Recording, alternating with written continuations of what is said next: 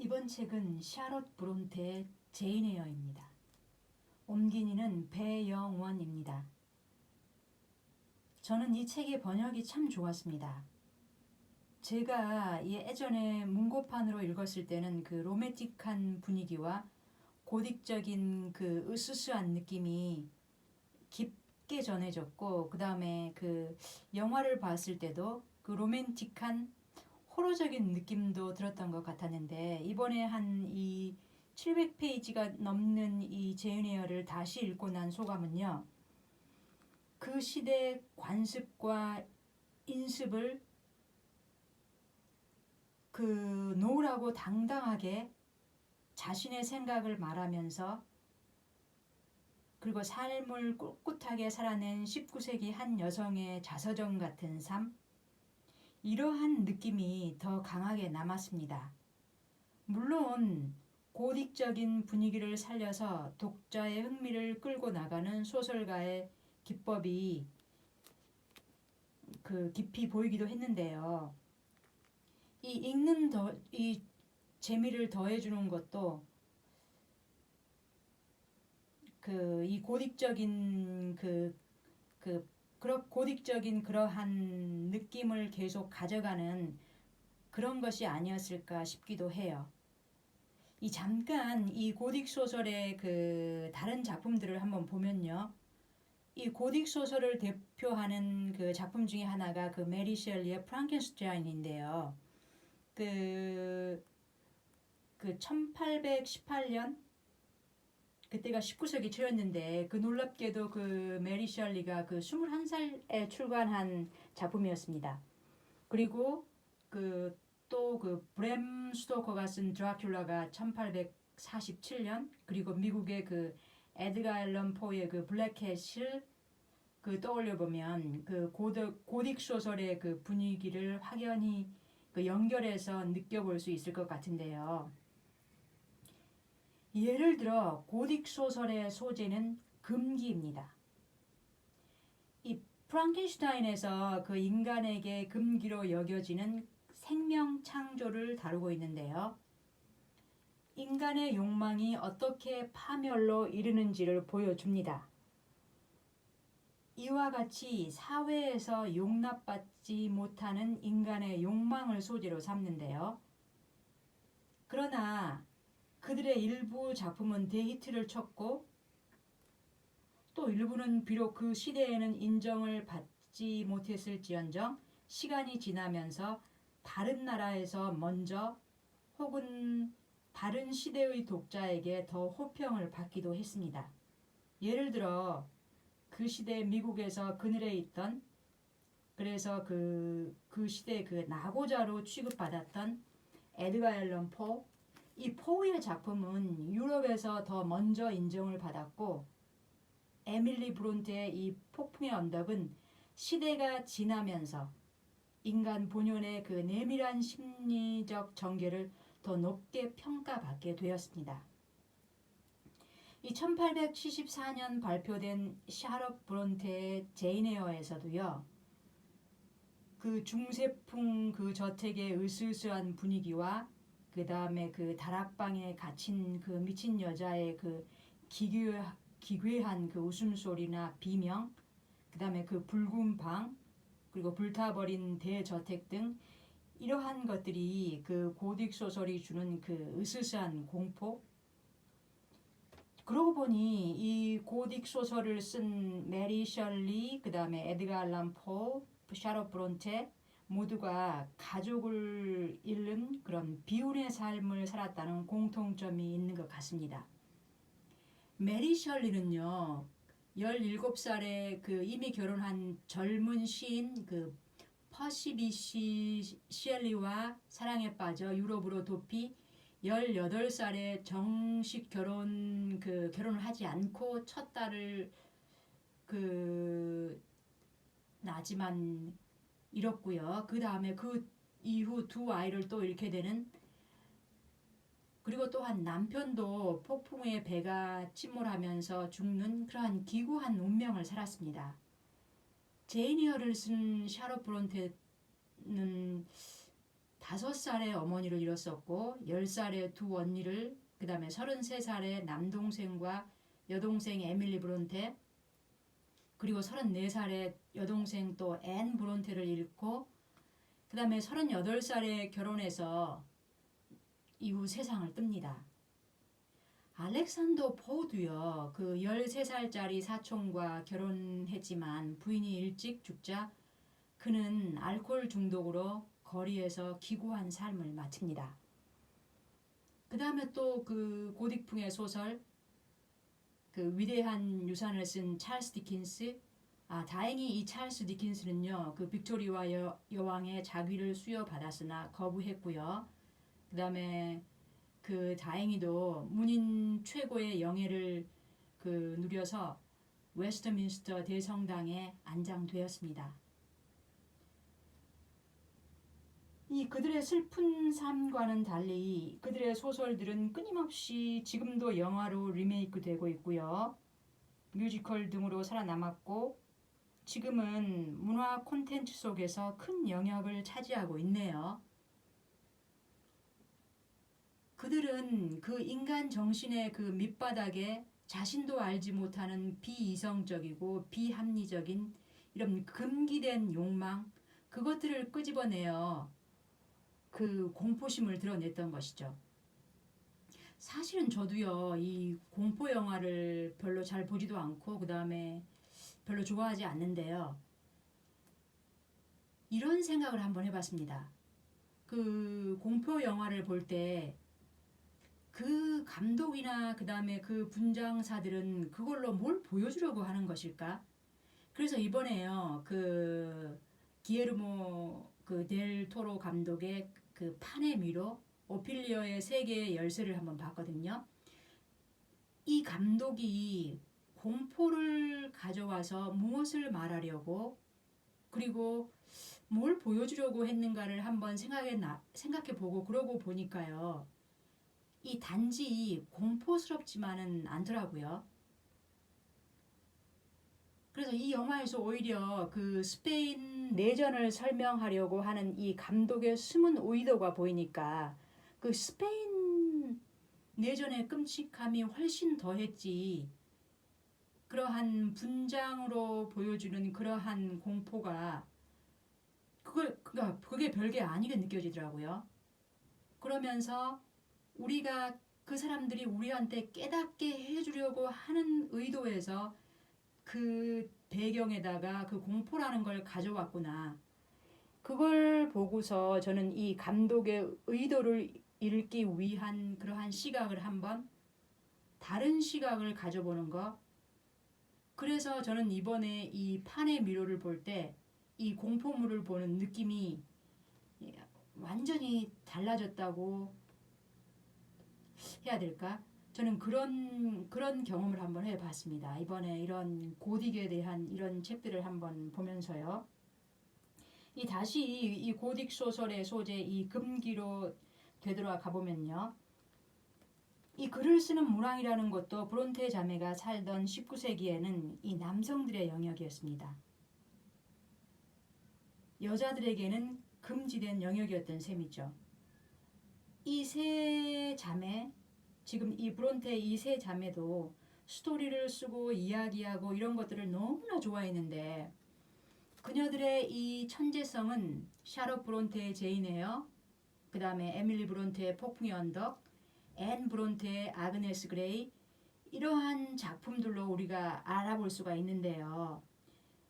이 남성 지배 사회에서 그녀들만의 돌파구는 중성적인 필명으로 출간하는 것이었는데요. 샤롯은 커더벨, 브론테는 앨리스벨, 그리고 앤은 에텐벨이라는, 그러니까 여자라는 자신을 숨긴 거죠. 이렇게 세 자매는 그래도 문학계로 끝까지 고군분투 등장했던 것이죠. 그때 그 빅토리아 시대는 그 영국은 그 해가 지지 않는 나라, 그 화려함과 산업혁명의 부가 쏟아졌지만 그 이면에 감춰진 어둠이 너무나 컸던 시대였죠. 여성들의 삶은 물론 그때 세계 다른 나라도 마찬가지였고요. 조선시대 여성들의 삶 우리는 쉽게 그려볼 수 있잖아요. 그때가 대략 그 조선 철종이 왕이 오르고 그리고 나중에 그 최재우의 동학, 그 다음에 미국은 남북전쟁, 그리고 그 중국 청나라는 그 아편전쟁, 대략 이쯤에 제인 에어가 출간되었습니다. 제인 에어의 스토리는요, 공간 이동을 한번 따라가 보겠습니다. 그 첫 번째가 게이츠 헤드입니다. 리드 삼촌 댁이었죠. 이 고아가 된 제인이 그 엄마의 그 오빠 외삼촌 댁에 맡겨지는데요. 그때 그 한번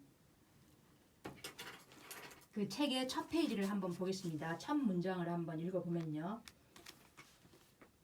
그날은 산책을 하기에는 아무래도 무리였다. 아침나절까지만 해도 우리는 낙엽 깔린 숲속을 이리저리 거닐었는데 점심 식사가 끝난 뒤에는 차가운 겨울바람이 음산한 먹구름과 함께 찬비를 몰고 와 더 이상 밖에서는 운동을 할 수 없었다. 나는 기뻤다.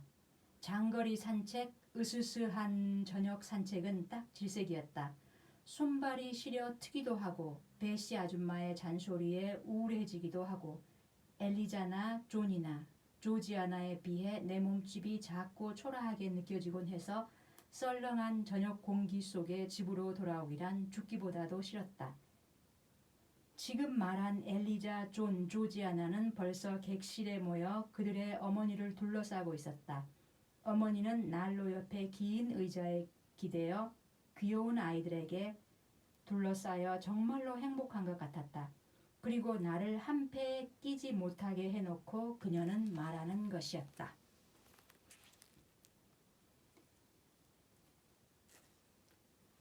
자, 지금 이 제인은요, 그 한패에 끼지 못했다고 했죠. 그러니까 리드 부인은 그 삼촌의 유언에 따라서 어쩔 수 없이 제인을 떠맡고 있는 상태입니다. 그런데 제인이 좀 그 뭐라고 해야 되나, 리드 부인에게 고분고분하지 않고요. 자신의 의견을 당당하게 말하고, 그리고 얘는 항상 책을 좋아하고 그런 것이 리드 부인 눈에는 정말 꼴 보기 싫었던 거죠. 그래서 리드 부인은요, 그러니까 제인을 자기의 자식들과 함께 어울리지도 못하게 했고요. 그래서 제인은 항상 그 사람들을 피해서 책을 읽고, 그리고 이 아이들은 또한 제인을 괴롭히고, 특히 그 오빠는 이 제인을 괴롭히는 재미로 살았기 때문에 제인은 그들을 슬슬 피해서 도망다니느라고, 그리고 아예 어떻게 하면 맞지 않을까, 그런 것만 생각하고 있었습니다. 자, 그런데 어느 날 그 책을 읽다가 오빠에게 들켜서 그 오빠하고 싸우다가 그 오빠에게 대들었다는 이유로 제인은 붉은 방에 갇히고 맙니다. 그 붉은 방은 어떤 방이었냐면요, 그 삼촌이 마지막 숨을 거둔, 그리고 그 방에서는 유령이 나온다는 얘기도 있었고, 그래서 하인들조차도 들어가기 꺼리는 그러한 방이었습니다. 제인은 그 방에 갇혀서 결국에는 기절을 하고 마는데요. 그때 그 기절한 제인을 약제사 그 로이디스가 치료를 해주고, 그리고 이 학대받은 제인을 보고 나서 리드 부인에게 학교에 보내라고 제안을 합니다. 마침 그 로드 학교를 운영하는 브로클허스트가 왔을 때 리드 부인은 이 거짓말장이 제인을 학교에 보내고 싶다고 하소연합니다. 아이를 엄격히 감시하고 사람을 속이는 버릇을 고쳐달라고 덧붙이죠. 그들은 한통속이 되어 언약을 합니다. 두 번째 공간은 바로 이 로드 학교입니다. 고아이거나 한쪽 부모가 돌아가신 아이들이 오는 그런 구빈원 같은 그런 곳이라고 보면 됩니다. 이 브로클허스트가 이 이사장으로 있는 이 학교인데요. 한 9살에서 10살부터 20살까지 정도의 소녀들이 대략 한 80명쯤 다니는 자선 구빈원 같은 곳이었는데요. 일부는 돈을 내고 그 나머지는 자선단체의 그 모금으로 운영되는 그런 학교였는데요. 이 학교의 그 운영자 브로클 허스트를 통해 이 샤롯은요, 그 시대 그 종교인의 위선과 허상을 낱낱이 보여줍니다. 소녀들은 구식 제복을 입었고 삼배로 만든 앞치마를 두르고 근면함을 배워야 된다는 미명 아래 굶주림에 시달리고요. 그리고 자신의 욕망을 경계하여 경건하고 근엄한 정신으로 몸치장을 해야 된다는 이유로요. 그 긴 머리까지 자르라는 그러한 억압 속에서 사는데요. 시달리는 거죠. 근데 그와 반대로 브로클러스티의 딸들과 아내는 그 빌로드와 비단과 그 화려한 모피 그리고 당시 유행하던 화려하고 그 탐스런 머리를 하고 모자를 쓰고 그렇게 학교에 나타납니다. 이 로드 학교의 위치는요, 숲속의 골짜기 그 짙은 안개와 추위가 덮쳐오는 곳으로 그들 사이에서 그 힘없는 기침 소리가 끊임없이 들려오는 그 1월 하순의 제인이 이곳에 한마디로 떨구어진다고 보면 됩니다. 이 두 번째 공간에서 이 외톨이 제인이 만난 아이가 헬렌인데요. 저는 이 책에서 가장 아름다운 캐릭터로 헬렌을 꼽고 싶습니다.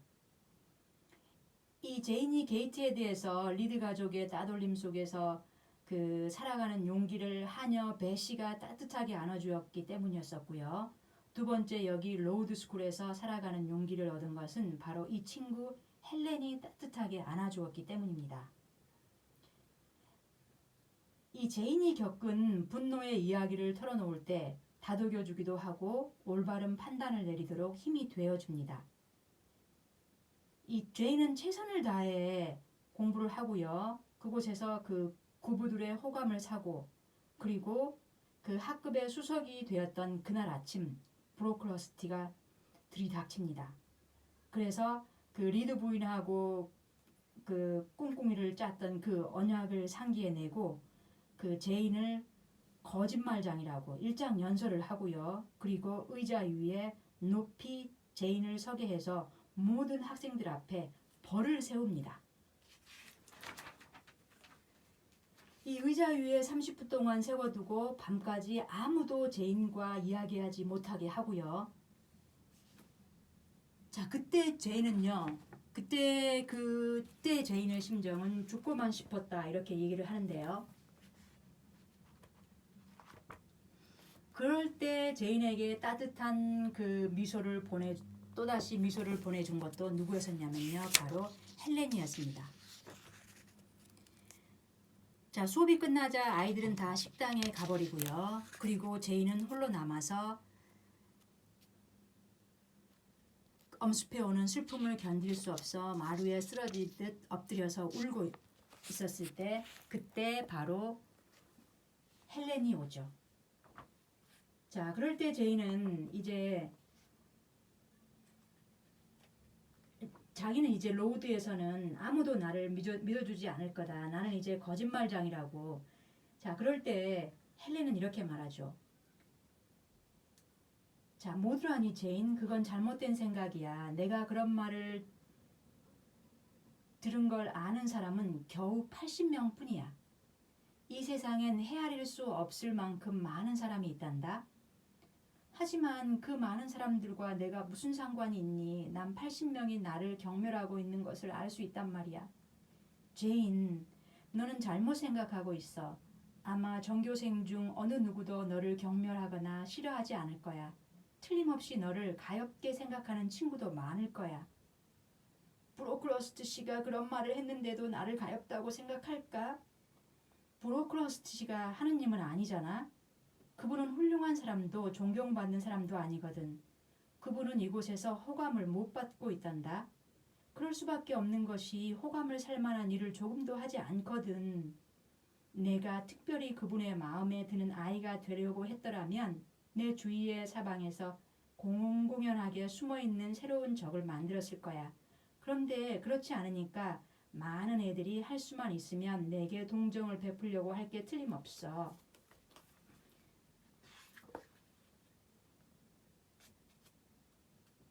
세상 사람들은 모두 너를 싫어하고 미워한다 해도 양심이 내 자신을 인정해주고 너에게 아무 죄가 없다는 것을 주장하는 한 넌 외톨박이가 아니지 않니? 그래, 나도 나 자신을 옳게 여겨야 한다는 건 알고 있어. 하지만 그것으론 부족해. 자, 이럴 때요, 헬렌은요. 자, 그녀를 따뜻하게 안아주죠. 그러면서 자, 이때 제이는요, 헬렌의 머리에 기대고 허리를 팔로 껴안습니다. 그리고 이 두 사람에게 다가오는 한 사람 바로 교장 선생님, 템플 선생님입니다. 자, 템플 선생님은요, 이 두 아이를 자신의 방으로 데려오죠. 자, 그리고 이렇게 얘기합니다. 제인, 내가 모르는 것 같으니까 가르쳐 주겠는데 잘못을 저질렀다고 죄인으로 고소를 당했을 때에는 언제든지 자신을 변호할 수 있는 거란다. 넌 거짓말장이란 말을 들었으니 되도록 내 입장을 변호해보렴. 진실한 것만을 사실대로 말해보아라. 조금이라도 없는 사실을 보태거나 과장해서는 안 돼. 이 템플 선생님은요, 이 학교에서 가장 공평하게 애들을 잘 대해주고 이 브로클허스트의 욕심으로부터 아이들을 지켜주는 그러한 저는 덤블도어 교장 선생님 같은 그런 이미지를 느꼈습니다.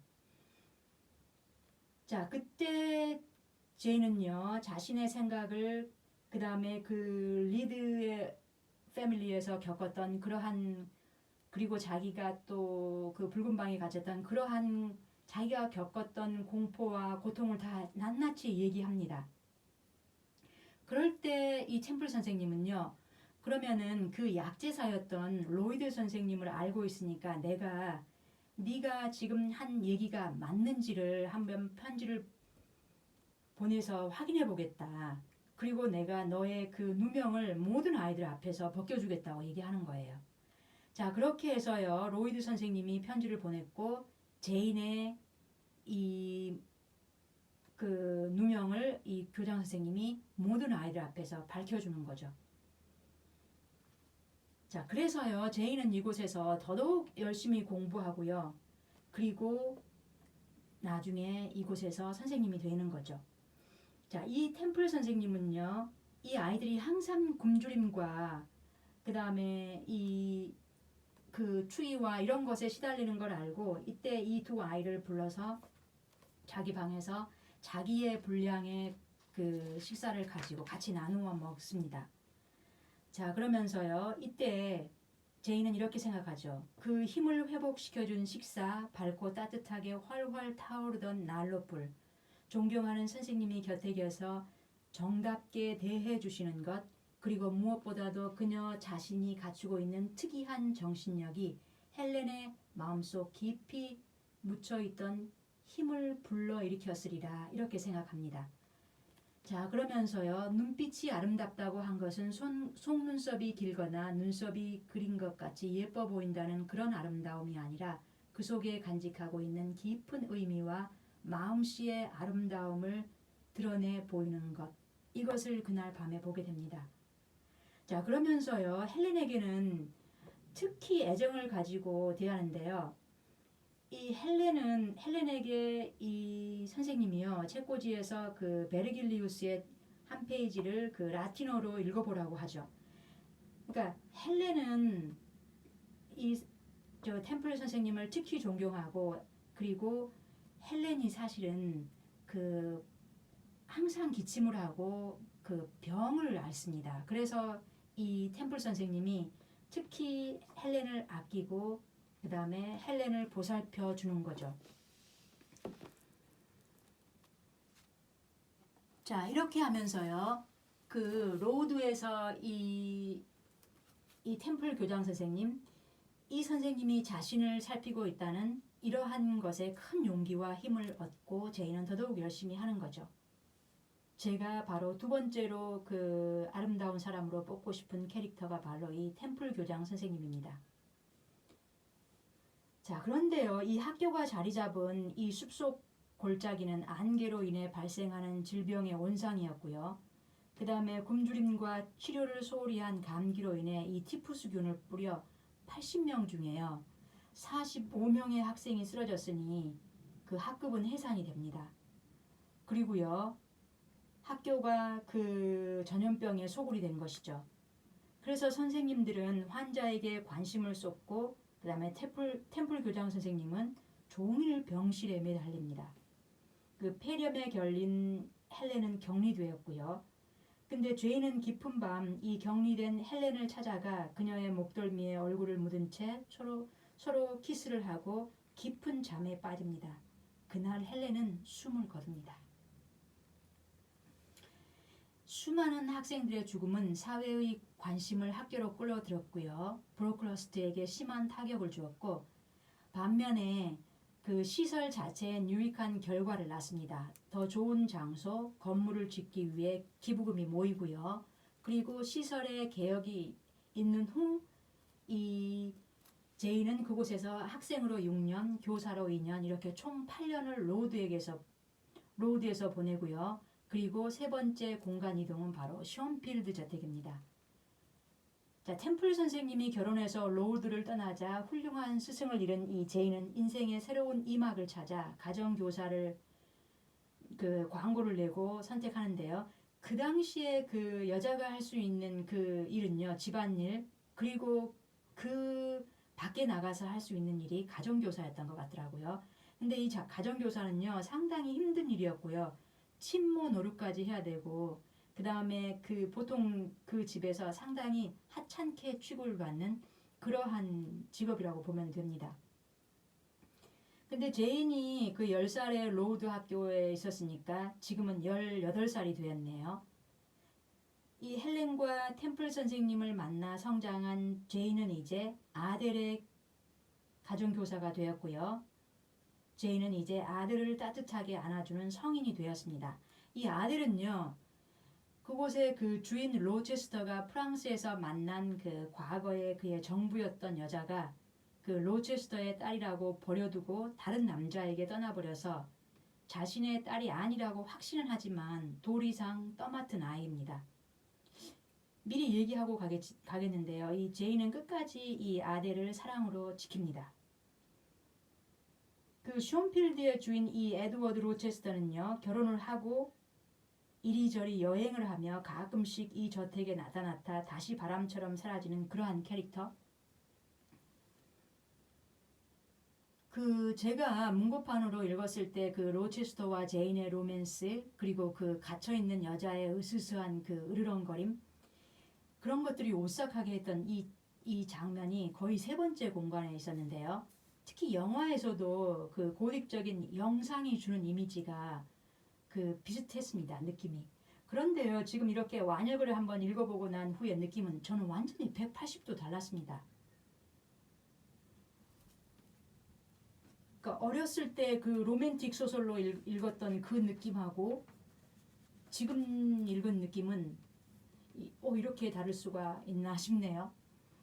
그 로체스터의 결혼 스토리를 한번 보면요, 이 버사 메이스는요 자마이카에서 정략적으로 로체스터와 결혼했거든요. 그 미쳤다라는 이유로 지금은 숀필드에 감금되어 있고요. 그 로체스터의 아버지와 부유한 그 크리올 상속녀인 이 버사는 그들의 부모에 의해 한마디로 돈과 돈이 결혼하는 그 정략적 결혼이었습니다. 그 크리올이란 이 단어는요, 본래 그 유럽인의 자손으로 식민지 지역에서 태어난 사람을 부르는 말인데요. 오늘날 유럽계와 현진 호녀를 부르는 말입니다. 이 다음에 이와 관련된 진 리스의 이 광막한 사르가소 바다를 북 리뷰해 보겠습니다. 이 버사 메이슨에 대한 여러 가지 시각을 가져볼 수 있는 기회가 될 것 같은데요. 그 시대 때 식민지를 가진 영국과 식민 지배를 당하는 나라 국민들의 시각은 완전히 다른 것이니까요. 재미있을 것 같습니다. 그 로체스터가 철저히 은폐했기 때문에 이 결혼에 대해서 그 다음에 이 버사 메이슨이라는 이 부인에 대해서 제인은 아무것도 모르고 있죠. 그러나 제인은 이 고용인이라는 자기가 고용인이라고 해서요 절대 고개 숙이지 않고요 자신의 그 사랑 문제에 대해서는 특히요 철저하게 주체적이고 굽히지 않고 자신의 의견을 그 당시에 그 인습이나 관행을 따르지 않고요 과감하게 벗어 던지고요 그리고 그 당시 그 여성들이 가졌던 그 순종적인 그 고분고분함에 쐐기를 박았다고 할까요? 그 센세이셔널한 메시지를 전한 것이죠. 가진 것도 없는 못나고 평범한 주인공의 반란. 그러한 그 여자의 그 독립적이고 도발적인 성향, 그 시대 때는 거의 원더우먼 같은 그러한 메시지를 전했을 것 같습니다. 소설의 독자층이 여성이 많은 것도 한 몫을 했을 것 같고요. 자, 이런 그 도발적인 제인의 태도에 대해 빅토리아 시대 여성들은 열광했고요. 날개 돋친 듯이 팔려서 제인 에어는 베스트셀러가 되었습니다. 이 샤럿 브론테가 그 시대 그 주요 그 등장 캐릭터와는 달리 그 잘나고 잘난 집안의 여자 주인공이 아닌 이 못나고 못난 집안의 이 제인의 성공기가 마치 저는 그 우리나라의 춘향전에 그러한 느낌도 드네요. 이 물론 그 로체스터 또한 영화와는 달리 키가 작고 체력은 강했지만 못생겼다고 여러 번 언급됩니다. 로체스터의 청혼을 받고 둘이서 조용히 그 결혼 서약을 하기 위해 교회 목사 앞에 선 그들의 결혼에 반대하는 증인이 나타납니다. 그가 바로 버사 메이슨의 오빠였는데요. 이 그에게 부인이 있다는 폭로가 있고 나서야 로체스터는 자신의 부인 버사 메이슨의 존재를 공개합니다. 제인이 어렸을 때 리드 부인에 의해 그 붉은 방에 갇혔듯이 버사는 지금 로체스터에 의해 또 다른 붉은 방, 숀필드 저택에 갇혀 있는 것이죠. 제인은 이 사실을 알고 숀필드를 떠납니다. 자, 네 번째 공간 이동은요. 바로 제인이 헤매이다가 구출되는 무어하우스입니다. 이곳에서 제인은요. 그 다이아나와 메리의 따뜻한 품에 안기고요. 또 스스로 그들을 따뜻하게 안아줍니다. 이 무어하우스에서 1년 정도 이 다이아나와 메리 센트 존과 함께 하는데요. 그곳에서 제인은 교사로서 일을 하죠. 자, 그리고 그들은 제인의 사촌임이 드러나고 그리고 삼촌이 2만 파운드의 재산을 남겼음을 이 사촌 센트 존을 통해서 알게 됩니다. 센트 존은 그의 사촌으로 그 서신 왕래를 하고 있었기 때문에 그러한 그 메시지를 받을 수 있었던 것이죠. 그 1년 사이에 숀필드는요. 불에 타 허물어져 버렸고 로체스터는 실명을 했고 한쪽 팔을 잃었습니다. 이 갇혀있던 그 부인 그 버사 메이슨이 화제를 냈고요. 그 스스로 지붕에서 떨어져 자살했고 그녀를 구하려다 로체스터 씨가 희생을 당했다는 그 소식을 제인은 그의 옛 하인을 통해 전해 듣습니다. 이 제인이 사실 그 사촌 그 센트 존의 끈질긴 청혼을 받거든요. 그때 제인은 노라고 얘기합니다.